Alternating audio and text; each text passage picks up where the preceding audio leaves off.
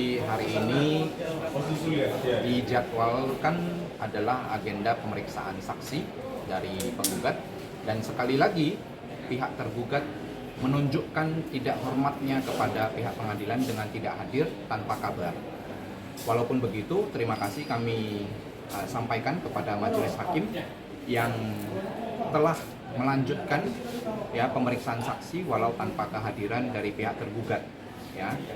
Yang pertama, tentu dalam faktanya di persidangan dari saksi yang hadir hari ini mengenai bagaimana untuk perkara nomor 199,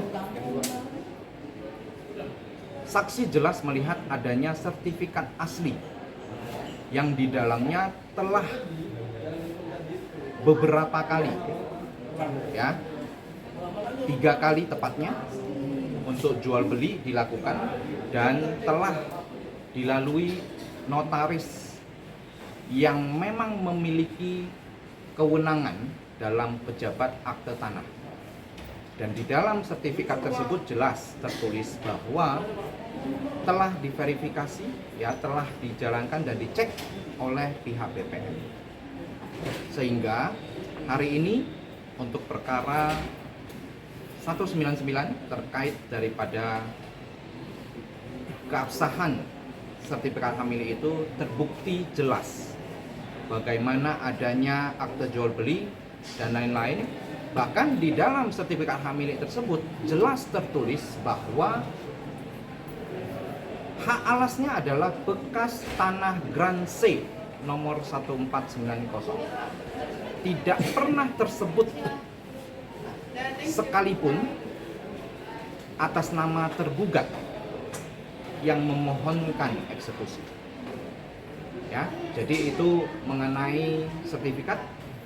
Kemudian tentu di fakta persidangan untuk kasus 200 yang mana persoalan legal standing daripada permohonan eksekusi ini itu jelas dari saksi penggugat yang melihat dan terlibat langsung dari sejak tanah ini ada 50-an tahun yang lalu.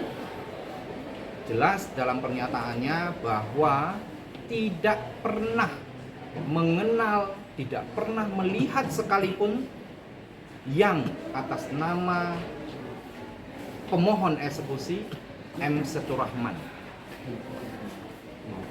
maupun Muna Muturahman yang dimunculkan di dalam permohonan eksekusi pertama sekali di 2023 akhir berdasarkan putusan 320 yang sampai saat ini menurut saksi yang melihat langsung dan mengikuti beberapa persidangan dari dulu tidak pernah terlihat putusan 320 yang asli.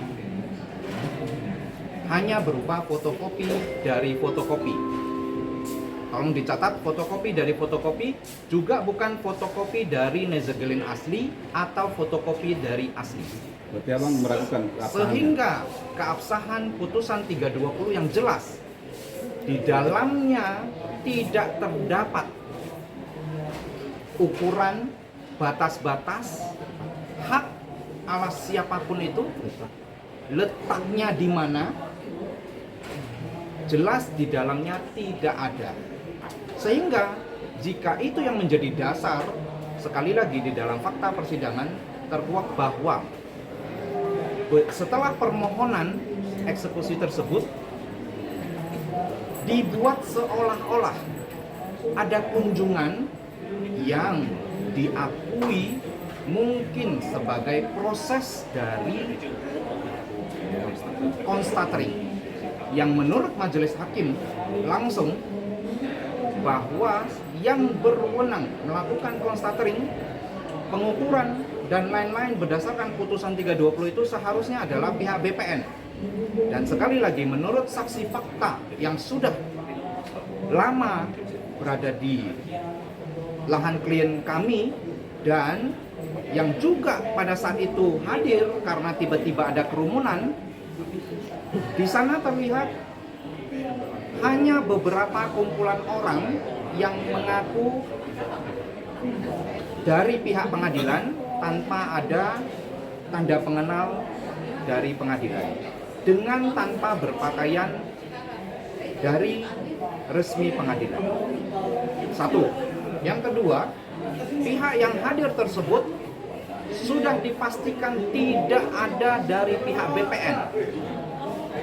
Karena jikapun hadir dari pihak BPN, maka berdasarkan permohonan mereka putusan 320, tidak ada apapun yang bisa diukur.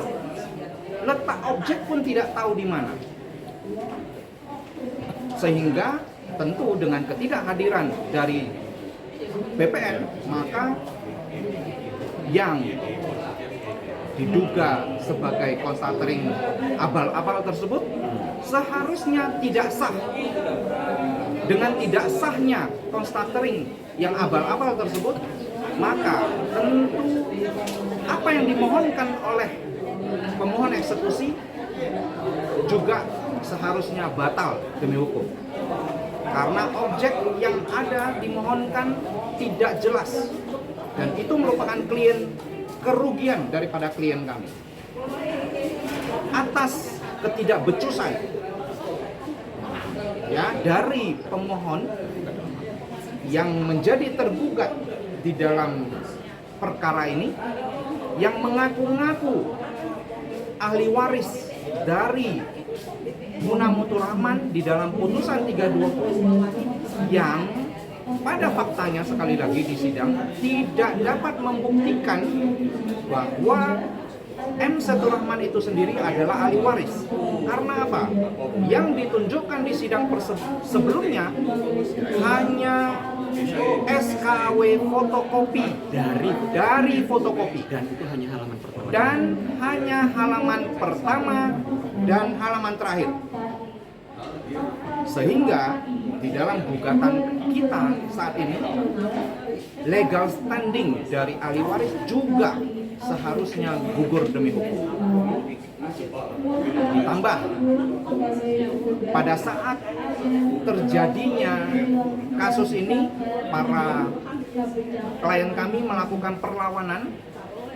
Terdapat putusan Pengadilan Negeri Medan yang dikuatkan oleh Pengadilan Tinggi, dan beberapa sudah ada putusan kasasi, walaupun belum semua, menguatkan bahwa putusan eksekusi, walaupun kita masih ragukan ya untuk yang 320 tersebut, ternyata boleh dilakukan jika sudah ada gugatan serta-merta.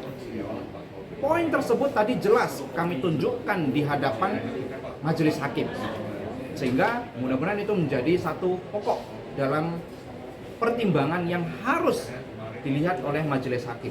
Gugatan serta-merta mengenai batas-batas, ukuran, kepemilikan hak alasnya. Jika memang itu sudah jelas, mungkin ya dalam perlawanan itu baru boleh dijalankan. Tapi sekali lagi, kembali lagi bahwa di fakta persidangan ya terlihat, dan itu dikuatkan oleh bukti yang diajukan oleh pihak tergugat sendiri. Tolong dicatat, pihak tergugat sendiri mengajukan bukti putusan pengadilan negeri, putusan pengadilan tinggi dalam perlawanan kami, yang di dalamnya jelas wajib dilakukan gugatan serta-merta. Sehingga sudah jelas di dalam hal ini bahwa perihal eksekusi, lokasi eksekusi, objek eksekusi, semuanya abal-abal dan tidak bisa dipertanggungjawabkan secara hukum. Terlebih lagi, 2 kali panggilan pengadilan dalam pemeriksaan saksi, pihak tergugat tidak hadir sama sekali. Oke, itu Bang, boleh tanya soal itu juga? Terima kasih. Ini kan nggak hadir nih tergugat, ini apa? Komentar Abang, kok tergugat nggak hadir nih? Sementara Ya. di sistem acara perdata kita kan harusnya kan menghargai peradilan nih. Benar. Nah, ini silakan Bang. Ini yang paling penting ya, yang sudah ditekankan dari sejak pertama sekali, bahwa sudah beberapa kali bahkan dalam tahapan Ya. tanpa kabar. Ya, padahal mereka seharusnya menghormati pengadilan. Belum lagi pada saat sidang pemeriksaan setempat di lapangan melakukan satu kegaduhan, tidak menghormati hakim yang hadir, ya, melakukan tunjuk-tunjuk dengan kata-kata keras. Tetapi sekali lagi, silakan untuk publik menilai, silakan seluas-luasnya kita melihat. Sekali lagi, apa yang kita perjuangkan di sini, walaupun hanya di Jalan Gandhi, tapi ini merupakan peringatan untuk seluruh masyarakat Indonesia. Bagaimana mungkin pihak yang sudah memegang sertifikat hak milik resmi, sudah diverifikasi, cek bersih oleh pejabat berwenang dalam hal ini, pejabat pembuat akta tanah notaris, sudah beberapa kali masuk kepada bank di hak tanggungan dan roya, tetapi masih bisa dilakukan eksekusi tanpa ada gugatan apapun terhadap sertifikat dan kepemilikan kita di PT UN. Tidak pernah ada upaya pembatalan apapun. Bahkan di dalam beberapa klien kami yang memiliki penguasaan fisik dari kelurahan, belum pernah ada upaya apapun untuk membatalkan itu. Sehingga sekali lagi kami mohonkan kebijaksanaan dari majelis hakim untuk dapat melihat ini secara keseluruhan. Karena jika ini bisa terjadi, maka seluruh masyarakat Indonesia yang memegang sertifikat hak milik dan membayar PBB puluhan tahun juga dapat mengalami hal zolim seperti ini. Jadi sekali lagi kami mohon bantuan rekan-rekan media. Kami tim hukum hanya sedikit ya dalam perjuangan kami. Tentu bukan hanya klien kami yang kami perjuangkan, tetapi seluruh masyarakat Indonesia yang memegang sertifikat hak milik, yang membayar pajak PBB kepada negara berpuluh-puluh tahun, yang menguasai dengan itikat baik. Sekali lagi, pihak pemohon bahkan sekalipun dalam puluhan tahun tersebut tidak pernah terlihat, tidak pernah muncul.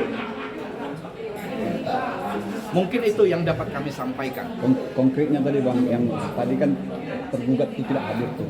Konkretnya apa sikap Abang terhadap menghormati persidangan ini? Apa konkret? Apa Bang? Apakah ada keberatan? Apakah supaya majelis juga dapat menilai ketidakhadiran mereka? Baik, terima kasih. Jadi tentu itu sudah kami sampaikan dan sekali lagi makanya terima kasih kami kepada majelis hakim.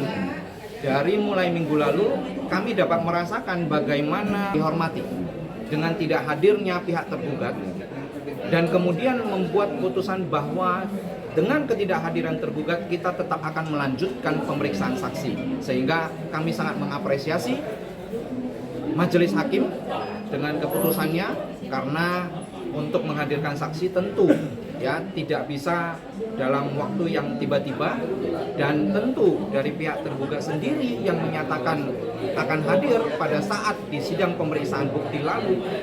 Jelas dalam hal ini secara konkret tadi sudah kami sampaikan, sudah kami kepada majelis hakim dan sudah direspon oleh majelis hakim dengan melanjutkan pemeriksaan walau tanpa kehadiran dari pihak tergugat. Saya menambahkan satu aja, terima kasih. Salah satu alasan kenapa semua pihak harus meragukan fiktif tidaknya apa yang digadang-gadang sebagai putusan 320 tahun 1984 itu adalah begini, nggak perlu orang hukum. Saudara-saudara jurnalis, saya tanya, hakim ketika memutus nama produknya apa? Ya, nama produknya apa? Putusan. Adakah hakim dalam kapasitas dia sebagai hakim perkara bisa membuat keputusan?